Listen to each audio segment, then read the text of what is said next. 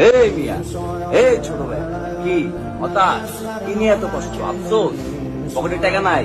হ্যাঁ, বন্ধুর সামনে বন্ধু দোস্ত একটা আইফোন কিনছি, তুমি তোমার ভাঙা ফোনটার দিকে তাকাই যাচ্ছ।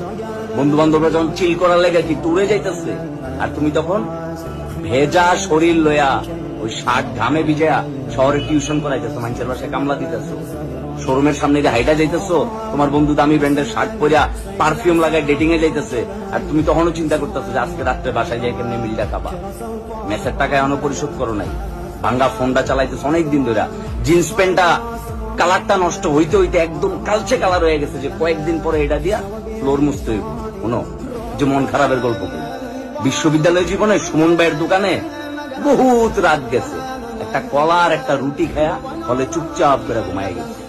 বন্ধু বান্ধবরা টুরে যাইতেছে, কইছি যে বাসায় যাইতে দিব না, আস্তে করে হলে যায় চুপচাপ করে গেছে। আরে বাসাই তো নাই, বাসা থেকে তো সাপোর্ট পাই নাই, বাসা থেকে তো মাল দেয় নাই কোনোদিন, বাসার কথাই বইতে।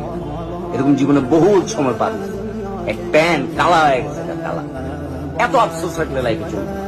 পরিশ্রম করো, সৎভাবে পরিশ্রম করো, দিন ঘুরবো। যে শামীম আহমেদ একটা রুটি আর একটা কলা খেয়ে রাত্রে ঘুমাইছে না, ওই শামীম আহমেদের মাধ্যমে আল্লাহ পাক এখন কয়েকটা মানুষের রুটি আর কলার ব্যবস্থা করে। সময় কিন্তু ঘুরে গেছে।